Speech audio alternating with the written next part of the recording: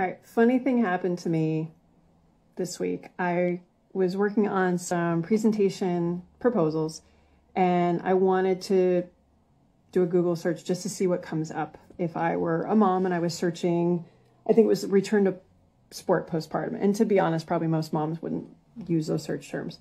So I looked it up. I think it was on, oh my gosh, I think I looked it on my laptop. And I just happened to have that there. And for some reason, decided to do the same search on my phone. And two completely different things pulled up. I'm like, wait a second. And so we know, there's algorithms in Google and all that other stuff. But I was surprised that it didn't carry over. And I took screenshots. And I'll post these on another day. But I want to read to you what came up because I was incredibly surprised that they were different. Like you would think a Google search is a Google search, right? No.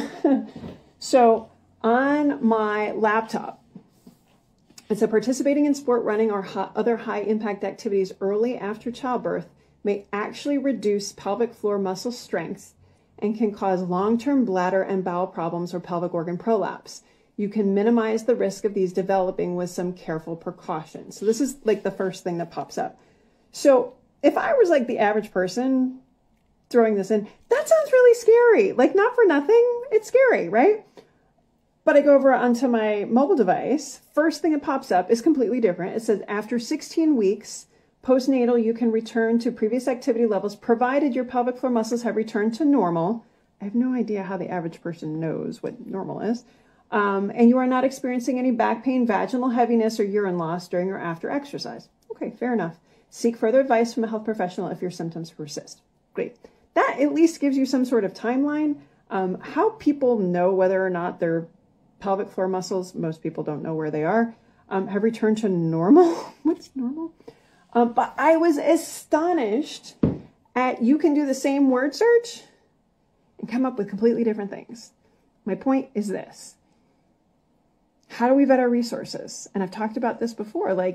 You have to be aware that the information that's coming to you, and I think that's such a conversation in the past few years, can be dictated by a lot of different things. It's not just medical information is medical information.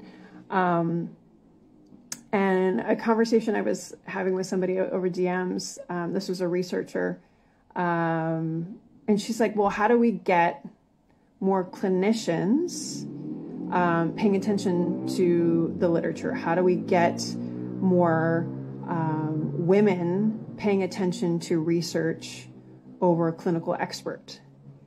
And my question is, who says they're a clinical expert and how does that get determined as well? I mean, ideally, you want somebody that you're getting information from to be doing things based on evidence. That first thing I read you is it sounds like it's, straight out of 2000, that it reduces your pelvic floor strength and causes you all these problems. No, we have no data to say that. And we actually have some newer data now, especially with our professional Olympic postpartum athletes. Thank you, Rise. I appreciate that.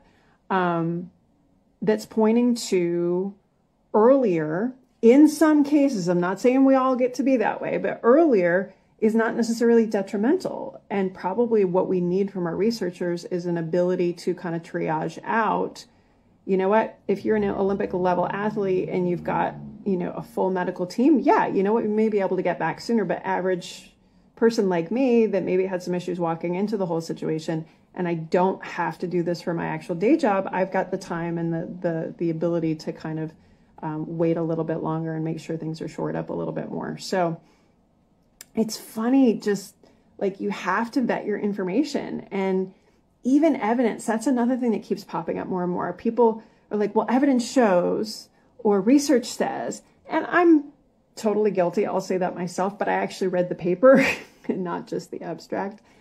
How many people are saying that and they just read the abstract, or saying that and it's just a blog they read? And so, I mean, how do you even know? And so my point of all this is it's really hard to be a consumer.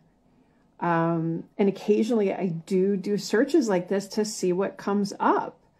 I think one I pulled up I can't remember. It was from like 2018, and I actually reached out to the author and I was like, hey, if you ever want to redo this. And it was like on a mapmyrun.com or something like that. And it was like, yeah, up 2 to 3 weeks postpartum, you can get back to light jogging. I'm like, really? We didn't have anything to support that back then. And we, don't necessarily have that now. We've got screening items, but the screening items aren't necessarily validated for a postpartum population. It's just stuff we pulled from other injuries and trying to apply because we really have nothing else. So the point in all of this is really just be aware of your sources. When somebody says, research says, make sure they read the paper. I don't know how you figure that one out, but like, you want to make sure that, that there's cited and they've read it. And, it's not just, and not to say that there isn't something for expert opinion too, because there's a lot of things that I do that they just haven't gotten around to it in the research. And it's really hard when you have a person with 17,000 different variables to quantify that in like a randomized control trial, which is like the highest level of evidence. So from a professional side, we need to be better about explaining what it is we're doing, but also be aware that women, when you do that Google search, like what comes up first may not be the most updated thing. Like you want to find some voices, you want to find some consistency, you want to find information that's well vetted and up to date, and it's really hard to do. So that being said, if you ever run across anything, like if you've run across something where you're like, well, this doesn't quite sound right, throw it my DMs. I'm happy to toss it back to you. And if I don't know, I don't know. And usually if I don't know, I know somebody who does. Somebody that knows more about things in certain areas than I do. But, toss up in your DMs. Let me know kind of if there's questions that you have, or I think it also comes to play when we're looking at, purchasing programs and returning, like postpartum return to whatever programs. And there's so many more options out there, and trying to figure out, okay, I want somebody that I like, but also some information that's well vetted and well handled and up to date. And for those of you that saw my dinosaur post from last week, it was a video I did last week about a mom that was basically told not to run because she had a diagnosis of prolapse, never mind that she was asymptomatic and was running asymptomatically from 3 to 9 weeks. We just got to be careful of the information that's out there and really amplify the good voices. And I don't want to do call out culture, but like we need to identify the ones that aren't updated, but offer them the opportunity to get updated. So pop in my DMs, let me know what you're seeing. I would love to steer you in the right direction if I could.